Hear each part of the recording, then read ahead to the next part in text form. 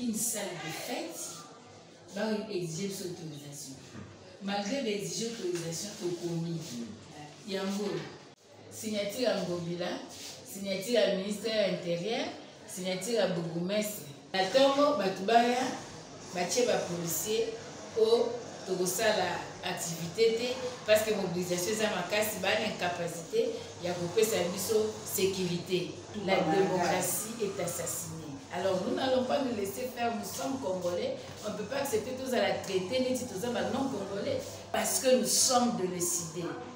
Est-ce que c'est normal, pendant que nous sommes dans un pays qui est supposé être un pays démocratique, un état de droit conformément à l'article 1er de notre constitution, nous devons tout faire pour dégager ce régime.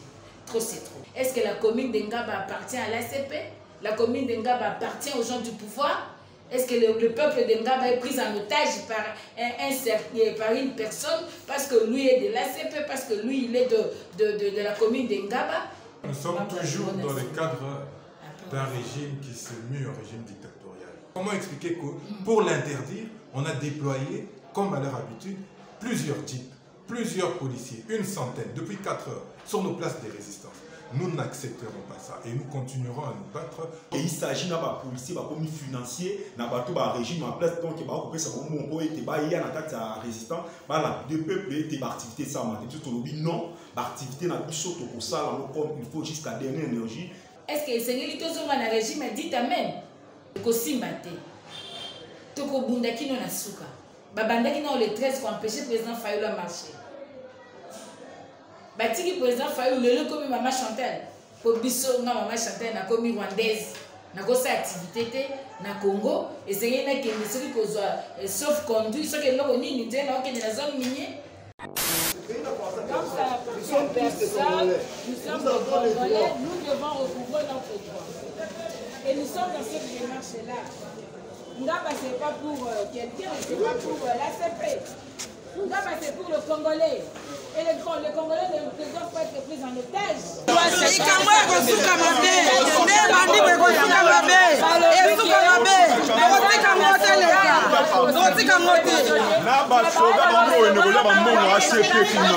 La commune, de comprendre que c'est un théâtre de chez nous. Comprendre que biso to ba Congolais. Biso ba décidé, to ba Rwandais. Toza na droit na Congo te. Au contraire,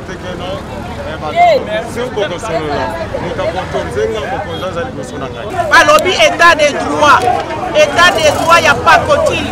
État de droit, ezaka na batu moko boye. Donc biso toza peuple congolais te. Pourquoi ces comportements? Bazo banga nini? Félix Fakende. Parce que ayebi batwa na été, ayebi te oyoye aza kosala. Le pays appartient aux personnes. En tout cas, ils ont passé. Tous les natifs en Ngaba, toyebi Ngaba très bien. Subitement, les policiers vont être déployés partout.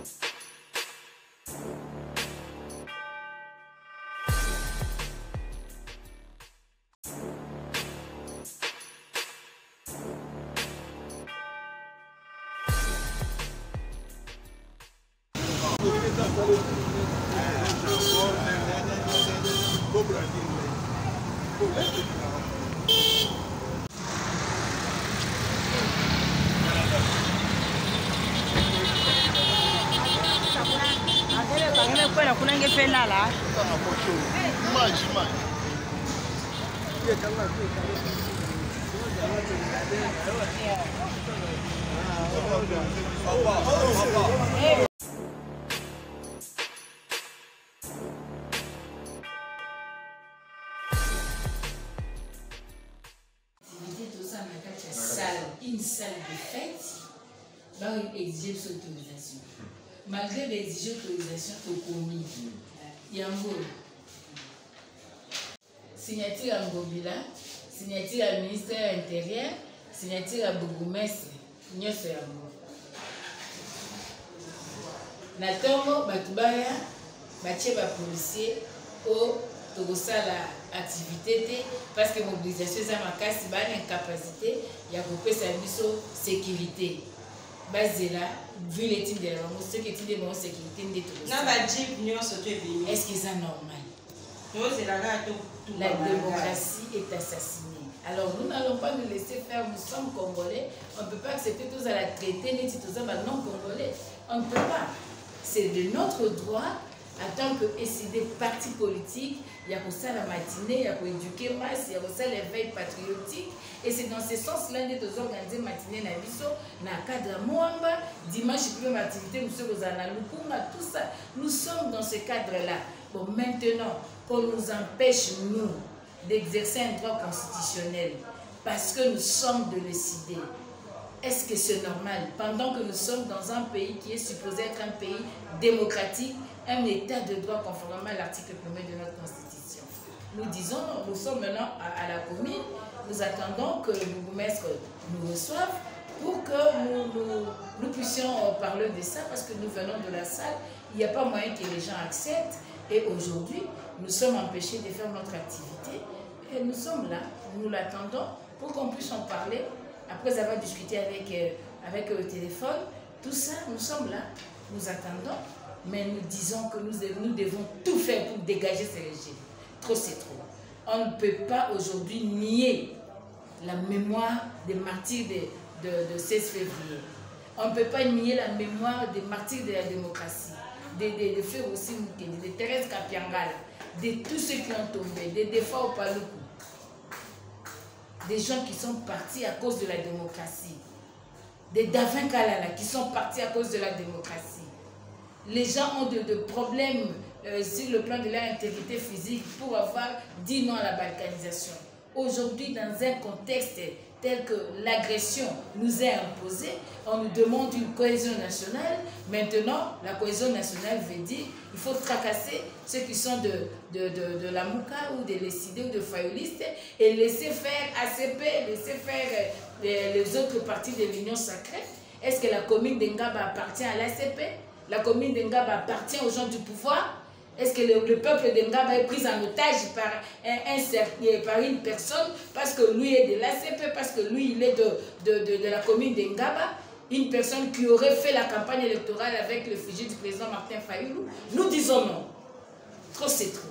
Nous disons non. La population d'Engaba est libre.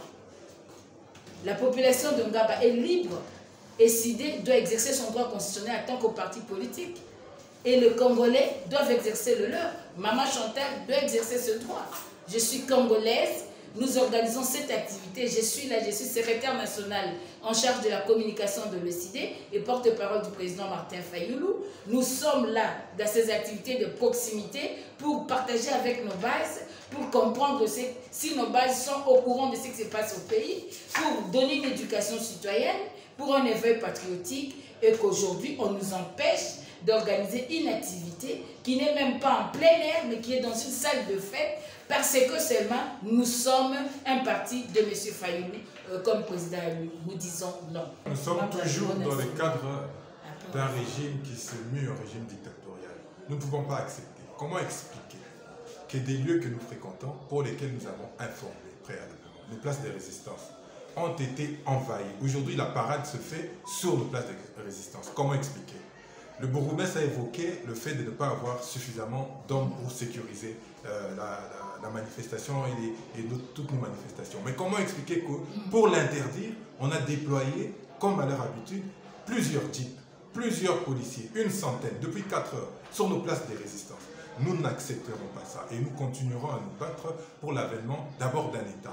Parce que nous avons vanté un État de droit, mais un État de droit chimérique. Nous nous battons pour d'abord restaurer l'État. Après avoir restauré l'État, nous appliquerons le droit afin que chaque citoyen puisse jouir de manière équitable de ses droits et libertés fondamentales. Nous disons ceci et nous réitérons notre appel.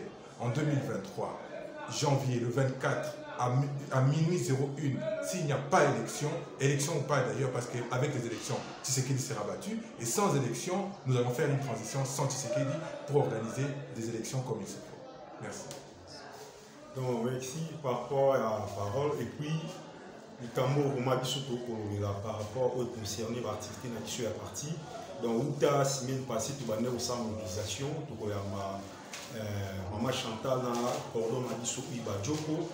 Cas donc en résistance peut être activité monsieur dans la salle des fêtes mais les lots comme on a Tongo ils sont en résistance on a plus de 80 soldats au baillé donc pour ça la parade n'a pas surtout ça ça va comme moment de message baillé va néer comment c'est maman parce que tu as un problème avec courant un problème est délai mais tout le monde y a en résistance na Tongo baillé va panzi et puis va suivre soldats mususu ba memi à mon appel auto ça qui bateau surtout aussi na résistance Tokeyi na salle de fête place oyo activité à Maman Chantal Moboni oazali cadre na kati ya parti pe tazali molobeli à peuple congolais c'est là que baté bato on a donc totuni bango raison ba ko pesa biso na tongo bino décidé ba organiser marche tellement besoin na marche moi boté les mains égalité donc to boyi yango ba konzi ba beni ba konzi na bango ba beni ba pesi ordre nous to bi non biso to c'est à tout moment to zoya awa to za na activité de manière que to ya ba cadre et puis to que ne aussi ça pour na salle de fête ba lobité ko sala matek no ba ta fayu ate yango to ko comprendre te na ba to zali peuple oyo to zali ba peuple ya résistant to zali commune ko zali résistant kata muamba moko ta ko ya alobake na kati ya ngaba donc ya ta peuple ya ngaba lokola mal à l'aise to donc arrêter l'activité na biso to bino parce que to ko sala mambo oyo ko zali pour avenir mboka pour être lobby comme ça la bien mais to ko ngale to za empêcher de manière que régime en place et ko taquer biso donc il s'agit na ba policier ba comme financier na ba to ba régime en place donc ba ko pesa ko mo ko ete ba ya na kati ya résistant ba la de peuple ete ba activité ça ma to lobby non ba activité na biso to ko sala comme il faut jusqu'à dernière énergie to za na détermination pour ete ezali makabo ya mboka na biso les autres ça passe Maman Chantal, na salle activité, Maman Chantal na kati ya salle parce que batu bakoye belé, bango bana incapacité à sécuriser biso. Mais tous ces policiers bati siko wana bako sécuriser biso. Les sous ezaka moko poto kota la vision ya président Fayulu. Est-ce que sengeli tozo na régime dit amen? Tozo na dictature lelo et ko simbate. Toko bunda kino na suka. Babandaki dans le 13 pour empêcher le président Fayulu à marcher. Batiki président Fayulu, le comme Maman Chantal. Activité de préparer déjà 2 semaines en gros, de préparer l'activité dans biso. Tu sali makambunyoso, tu louer salle, tu sali makambunyoso, tu engager ma dépense. Population à répondre à Zoya, balobi awate. Babenga na peuple. Awate, bazong sa peuple. Pour biso nga Maman Chantal na komi rwandaise. Na kosa activité na Congo et c'est une qui ne serait que sauf conduit ce que l'on ni nous dit non que la zone minière on dirait non que loi là-bas place où est seigneur les gars bâtiment comme ça non s'il vous plaît trop c'est trop ça doit changer.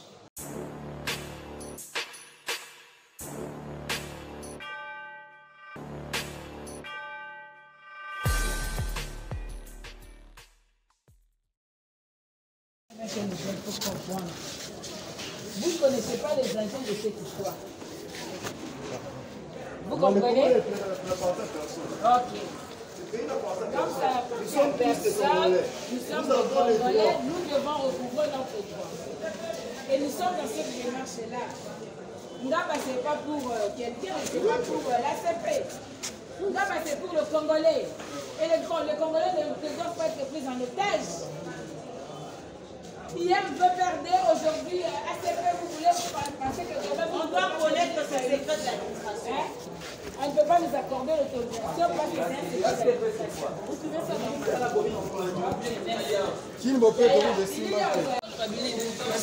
on ne peut pas nous accorder de faire notre activité d'après les chefs de bureau de la commune, c'est dans le secret de l'administration. Vous trouvez ça normal? Après, madame le bourgmestre. Vous trouvez ça normal? Hein? Est-ce que quelqu'un peut combattre la légitimité? Hein? Personne ne peut combattre la légitimité.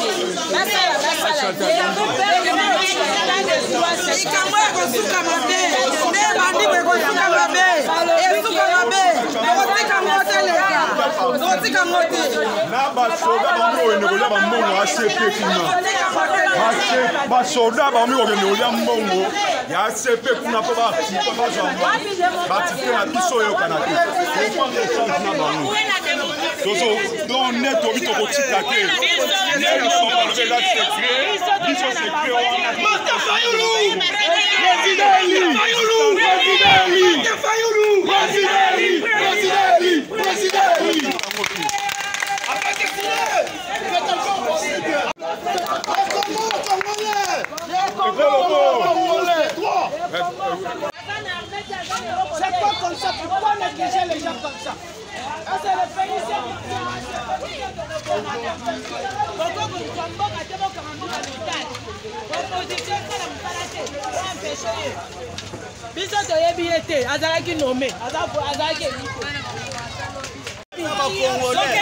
Martin Fayoulou, Azam président, toyebi yango. Bino nyonso boyebi. Maman Chantal Moboni aye po apesa bino message outé pa mokonza mboka Martin Fayoulou. Bozo pekisa.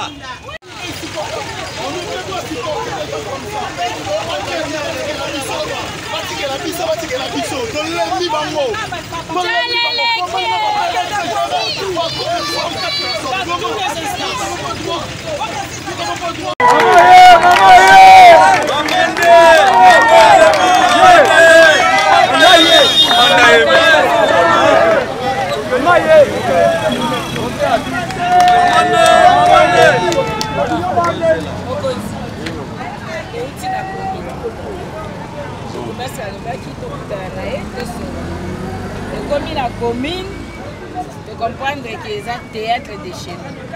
De comprendre que biso to ba congolais, biso ba décidé, to ba rwandais. Toza na droit na Congo te. Toza la droit na Congo te. Oyoki papote alobi que raison c'est dans les secrets de l'administration. La raison puis biso te c'est dans les secrets de l'administration. On a compris que biso ba fayouliste ba décidé tozali la droite ya ko exercer article 26 na Congo. Sokande yango wana biso tolobi okobendana na bino te bino bozali. Moi je crois, je la respecte. Merci. Nous sommes là, rien que nous sommes à Congolabi, nous sommes là. Yango nasukisala ngai lokola bango baempêche biso tosala oyebi balwa na biso tokoretrouve yango tokozonga na nga bato kosala basali mpo bato alobi na biso ke mama Chantal bato bayingi ebele bato bakoya ebele tozobanga débordement towana na polise te tokomprendre ke eza polise tondimi tozozonga na biso bazonga na bango bino bosalisa na bino mais ngai nazokolona tobasomuke na sale mpo tosolola mpo tofutaki mbongo toyeba ndenge ekozala tokotika mbongo nyonso. Moi je crois la salle. Ceux qui ont autorisé, ils sont tous en prometté.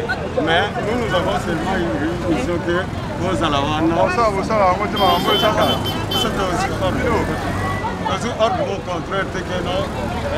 tokosala activité te mais il faut nasola na ye tofutaki mbongo yango na bi ngai naza kotoye kaka soki okosolola mokapoto nzenga mokonzi aza liboso na ngai. Ok, merci.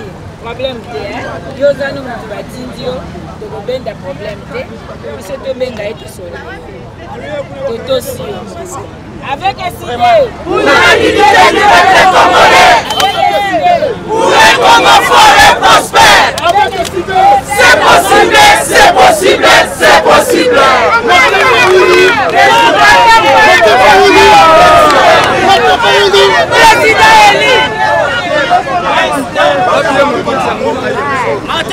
Président élu.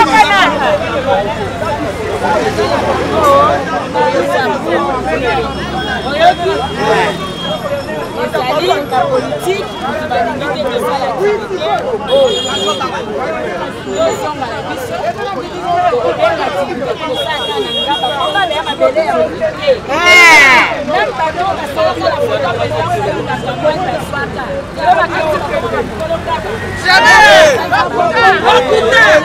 baseli bino tozonga na kimia kobatela bakolo na bino biloko na bino tozali kobenga sur activité oyo kaka na ngaba mikolo ekoya bana eside bazaka mobulu te bozonga na kimia tobenga etogande